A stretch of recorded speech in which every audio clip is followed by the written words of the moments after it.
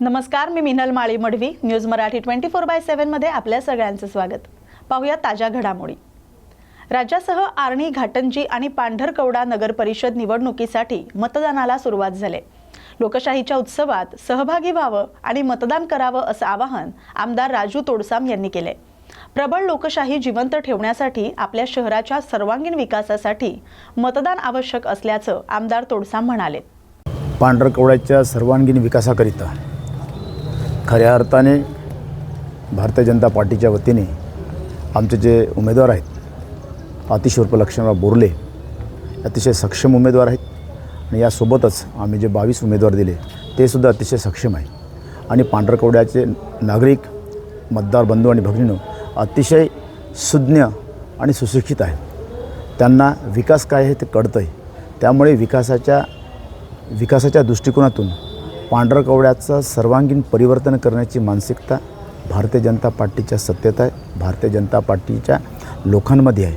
कारण केंद्रात माननीय नरेंद्रजी मोदी साहेब आणि राज्यात माननीय देवेंद्रजी फडणवीस साहेब यांचा जो विकास दृष्टिकोन लोकांच्या नजरेत आलेला आहे. त्यामुळे साहजिकच देशातलं परिवर्तन, राज्यातलं परिवर्तन लक्षात घेतात शहरातलं सुद्धा परिवर्तन हे नागरिक करू शकतात याची जाणीव आणि विश्वास मला आहे. त्यामुळे मी लोकांना आव्हान करतो की आजच्या ह्या लोकशाहीमध्ये आणि संविधानाच्या दृष्टिकोनातून मतदानाला अतिशय महत्त्व असते आणि म्हणून मी पांढरकवड्याच्या नगरीच्या तमाम लोकांना आणि माझ्या विधानसभा क्षेत्रातील आर्णी असेल, घाटंजी असेल, पांढरकवडा असेल तिन्ही ठिकाणी ही निवडणूक नगर परिषदेची चालू आहे आणि म्हणून माझ्या मतदारसंघातल्या तिन्ही शहरातील लोकांना मी आव्हान करतो की आपण मोठ्या प्रमाणावर मतदानाला सामोरं जाऊन एक लोकशाहीवर विश्वास ठेवावा आणि एक नवीन परिवर्तन विकासाच्या दृष्टिकोनातून राजकारण करणाऱ्या लोकांना निवडून आणावं एवढं या ठिकाणी सांगतो. धन्यवाद. जालन्यातील परतूर येथील प्रभाग क्रमांक 1 इंदिरानगरमधील मतदान केंद्रावर ईव्हीएम मशीनमधील 3 नंबरचं बटन दाबत नसल्याचं मतदान केंद्रावर गोंधळ पाहायला मिळाला. परतूर नगरपालिकेच्या निवडणुकीमध्ये प्रभाग क्रमांक 1च्या भाजपच्या उमेदवाराचं बटन दाबत नसल्याचा दावा करण्यात आलाय. प्रभाग क्रमांक 1च्या बूथ ऑफिसरची बदली करण्याची मागणी भाजप पदाधिकाऱ्यांनी केली आहे. ईव्हीएम मशीन बदलण्याची मागणी माजी मंत्री आमदार बबनराव लोणीकर यांचे पुत्र राहुल लोणीकर यांनी केली आहे.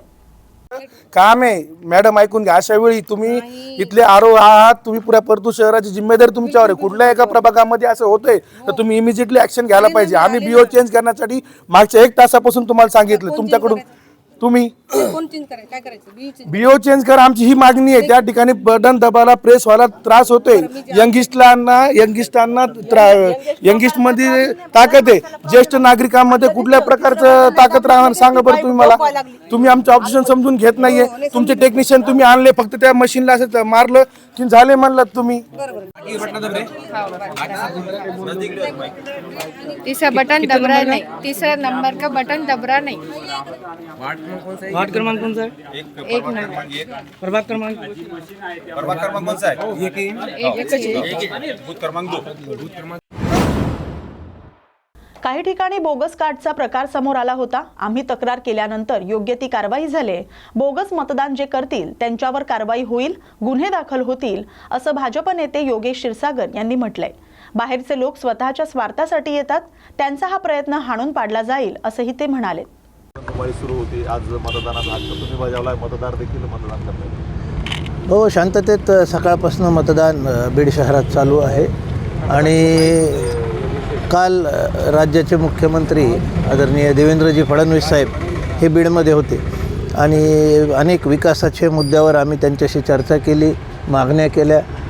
बीडला एक परिपूर्ण शहर बनवण्याचं जे आपलं स्वप्न आहे ते त्यांच्या माध्यमातून पूर्ण होणार आहे. उर्वरित जे कामं आहेत आणि जे प्रोजेक्ट्स आहेत त्यांना एक पॅकेज बनवून हे फडणवीस साहेब आणि पंकजाताई यांच्या माध्यमातून बीड शहरातलं स्वप्न पूर्ण होईल.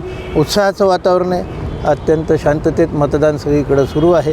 कुठं मशीन्सचं 1-2 जागी बंद पडल्यात वगैरे अशा तक्रारी होत्या, पण ते पण सगळं सुरळीत आहे. या मतदानाच्या आदल्या दिवशी 2 राष्ट्रवादीचं देखील समोर आलेले आहेत. राष्ट्रवादीच्या अजित पवार गटाकडून हा सगळा प्रकार हे असे काही गोष्टी कानावर आल्या होत्या, पण तसा जो प्रशासन आहे, आयोग आणि पोलीस प्रशासन ह्या दोन्हीकडे आम्ही तशा संदर्भातल्या तक्रारी केल्या आणि योग्य ती कारवाई झालेली तिथे. भैया बोगस आधार कार्ड काय नेमका हा सगळा प्रकार? नाही, अशा काही भागात बोगस ID कार्ड तयार करणं, त्यावर वेगळे वेगळे फोटो लावणं, असे प्रकार कानावर आले होते आणि त्या गोष्टी सगळ्या आम्ही आयोगाला आणि पोलीस प्रशासनाला बोललो. त्यांच्याकडे स्कॅनर्स आहेत आणि अशा प्रकारे जे कोणी बोगस मतदान करत असेल त्यांना नक्कीच तिथं रोकथाम होईल आणि गुन्हे दाखल होतील असं आम्हाला त्यांनी आश्वस्त केले. म्हणून असे प्रकार घडणार नाहीत याची दक्षता प्रशासन आणि आयोग घेत आहे आणि आम्हीसुद्धा आपल्यामार्फत कार्यकर्ते भारतीय जनता पक्षाचे आणि सगळ्या उमेदवारांना ह्या सूचना देतो की अशा प्रकार कुठं घडून आले तर त्वरित आपण आमच्याशी किंवा जे आयोग आहे याच्याशी संपर्क साधा. भैया तुम्हाला रोखण्यासाठी बरेच जण मैदानात आलेले होते. तुम्ही पाहिलं गेवराईचं पार्सल देखील तुम्ही वारंवार म्हणत आहात. काय असेल उद्याचं चित्र नेमकं? काय विश्वास आहे? क्षीरसागर कुटुंब या ठिकाणी वर्चस्वाची लढाई लढते. लोकांचा विश्वास आहे. गेले अनेक वर्ष काम केलेलं आहे आणि शहरात काय काम केलं ते आम्ही जाहीरनाम्याच्या वचननाम्याच्या माध्यमातून पुढं लोकांसमोर मांडलेलं आहे आणि त्यासोबतच येणाऱ्या काळात 5 वर्षात काय करायचं याचंसुद्धा संकल्पपत्र आम्ही सादर केलं. मला वाटत नाही इतर कुठल्या पक्षाने अशा प्रकारचा वचननामा जाहीरनामा सादर केला. त्यांना शहराची माहिती नाही आहे. बाहेरचे लोक आलेले हे स्वतःच्या स्वार्थापोटी काही ना काही प्राप्तीसाठी इथे येण्याचा प्रयत्न करतात. तो हाणून पाडला जाईल आपल्या जनतेकडनं, हा मला ठाम विश्वास आहे. थँक्यू. प्रतिसाद आहे काय भावना? प्रतिसाद आत्तापर्यंत चांगलाच आहे. फक्त एवढीच मतदारांना विनंती आहे बीड शहरातल्या की यावेळेस मतदान करताना विकासाचाच मुद्दा आणि चांगले उमेदवार हे लक्षात घेऊन आपण मतदान करावं. निवडणूक काळात आरोप प्रत्यारोप झाले आणि काही पक्षांकडून बीडमध्ये क्षीरसागर मुक्तीचा देखील नारा देण्यात आला, घोषणा करण्यात आल्या. काय नेमकं कारण आहे? गेल्या अनेक वर्षापासून क्षीरसागर बीडच्या राजकारणात सक्रिय आहेत, परंतु क्षीरसागर मुक्त नगरपालिका हाच अजेंडा काही पक्षांनी ठेवला होता. तर मी आधी सांगितलेलं आहे, क्षीरसागर म्हणजे काही एक फक्त कुटुंब नाही आहे. क्षीरसागर म्हणजे आपले सगळे कार्यकर्ते, सगळी जनता जी आत्तापर्यंत आमच्यासोबत राहिलेली आहे आणि सगळी जनता आपल्या सपोर्टमध्ये असल्यामुळे आम्ही इथे 35 वर्ष नगरपालिका चालवू शकलो आणि त्यांच्याच आशीर्वादाने आम्ही पुढेही त्यांच्या साथीनेच पुढे जाऊ. त्यामुळे क्षीरसागर मुक्त ही कन्सेप्टच चुकीची आहे. ही बीडच्या जनतेच्या अस्मितेचा प्रश्न आहे. बीडमध्ये खंबीर नेतृत्व असताना बाकी कुणीही बाहेरून आलेलं बीडची जनता ही स्वीकारणार नाही.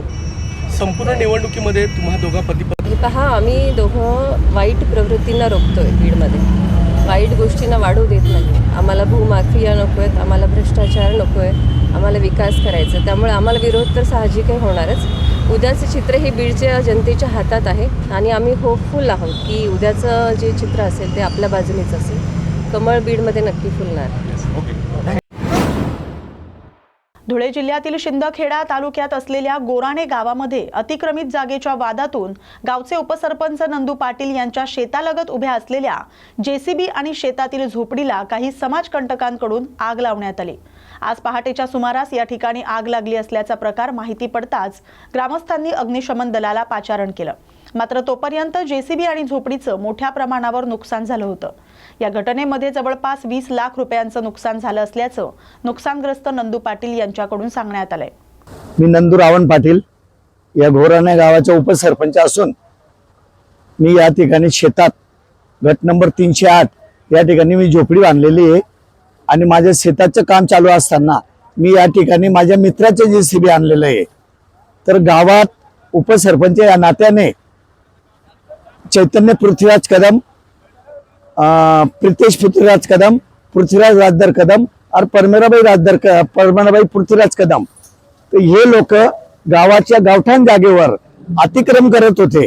अतिक्रम करत असताना त्यांनी काल त्यांनी JCBच्या साहाय्याने तिथं मार्किंग करून खड्डे खणण्याचा प्रयत्न केला.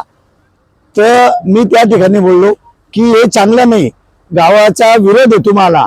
तर गावाचा विरोध असून तुम्ही या ठिकाणी अतिक्रम करू नका. या अतिक्रम हे सांगण्यावरून त्यांना राग आला. राग आल्यानंतर त्यांनी या ठिकाणी मी धुळ्यात वास्तव्याला आहे, तर या ठिकाणी त्यांनी येऊन पेट्रोल टाकून झोपडी आणि JCB जाळून टाकलं.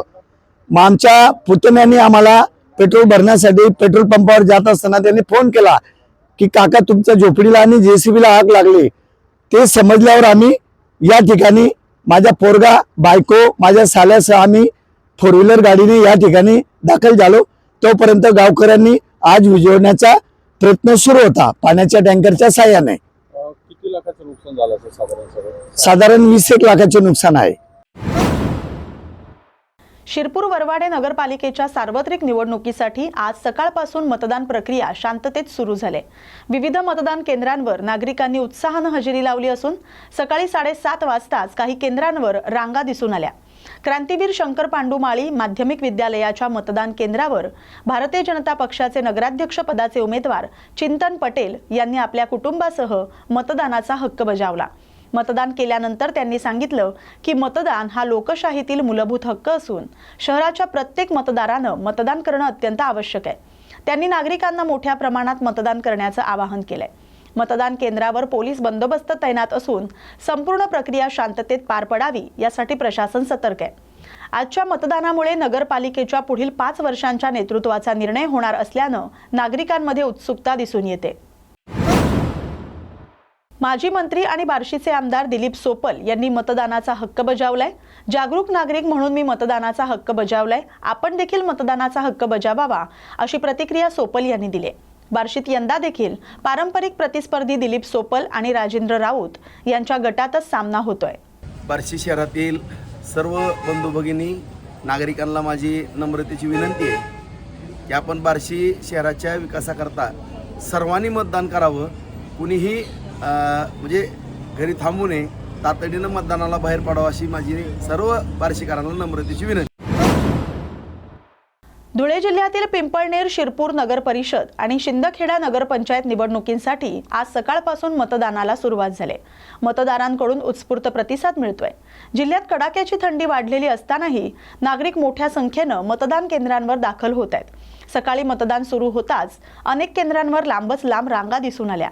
महिलांसह युवा मतदारांचीही चांगली उपस्थिती पाहायला मिळाली. या निवडणुकीत 3 स्थानिक स्वराज्य संस्थांसाठी एकूण 1,08,816 मतदार आपला हक्क बजावणार आहेत.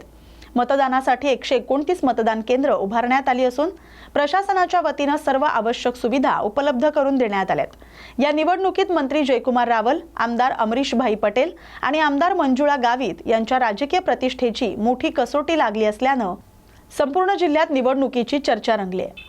धुळे जिल्ह्यामध्ये आज पिंपळनेर, शिरपूर आणि सिंदखेडा या ठिकाणी मतदान सकाळी 7:30 वाजल्यापासून शांततेत चालू आहे. धुळे जिल्ह्यामध्ये एकूण 1 कंपनी SRPची आणि वरतून ॲडिशनल 2 प्लॅटून SRPचे आपल्याला प्राप्त आहेत. जवळजवळ 450च्या आसपास आपल्याकडे होमगार्ड आपल्याकडे प्राप्त आहेत. आपण RCP देखील 3 ठिकाणी डिवाइड करून या ठिकाणी लावण्यात आलेली आहे. तसेच पोलीस मुख्यालयातील देखील मोठ्या प्रमाणात बंदोबस्त आपण दिलेला आहे.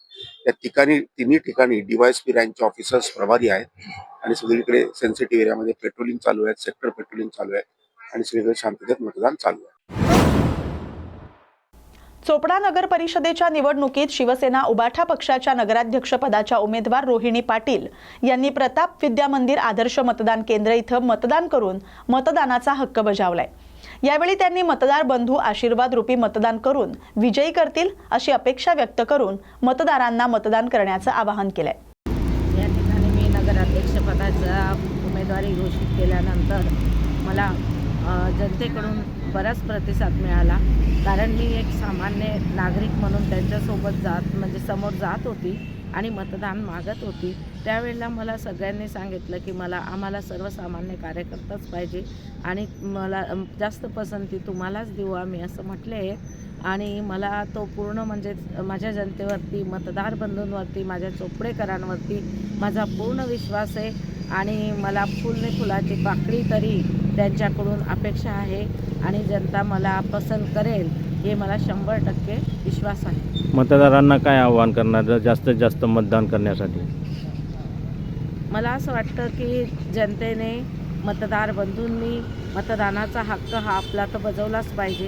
कारण की आपलं एक मत हे आपल्या विकासाकडे नेणारं असतं आणि विकास हा झालाच पाहिजे. म्हणून आपण आपलं मतदान हे म्हणजे घरी न बसता आपला मतदानाचा हक्क हा पूर्णपणे बजावला पाहिजे.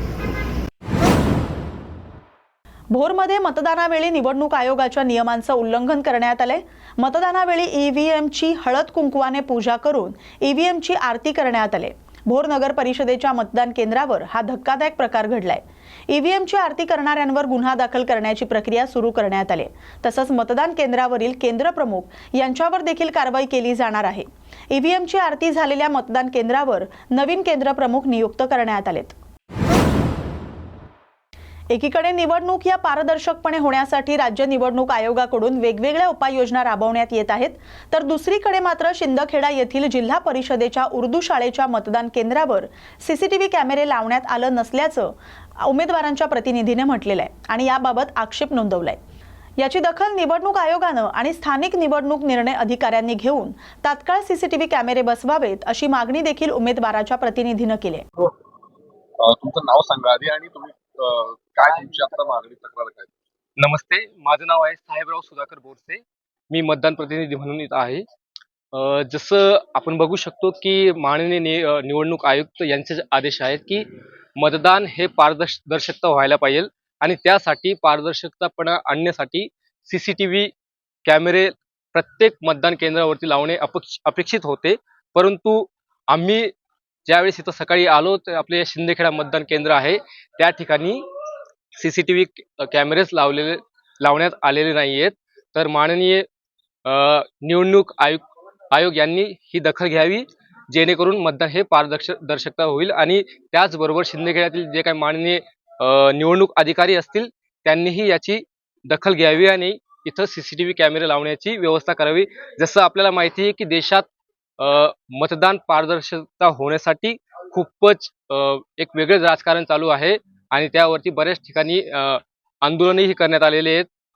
तर त्यासाठी या ठिकाणी चांगली व्यवस्था करावी जेणेकरून लोकांचा लोकशाहीवरती विश्वास हा कायम राहील आणि आपण आपली ही जी लोकशाहीची प्रक्रिया आहे तिला पारदर्शकपणे आपण करू शकू. या बातमीसोबतच ताज्या घडामोडींमध्ये आता इथेच थांबतोय. अशाच ताज्या आणि महत्त्वाच्या बातम्यांसाठी पाहत राहा न्यूज मराठी 24/7. नवा भारत, नवा विचार.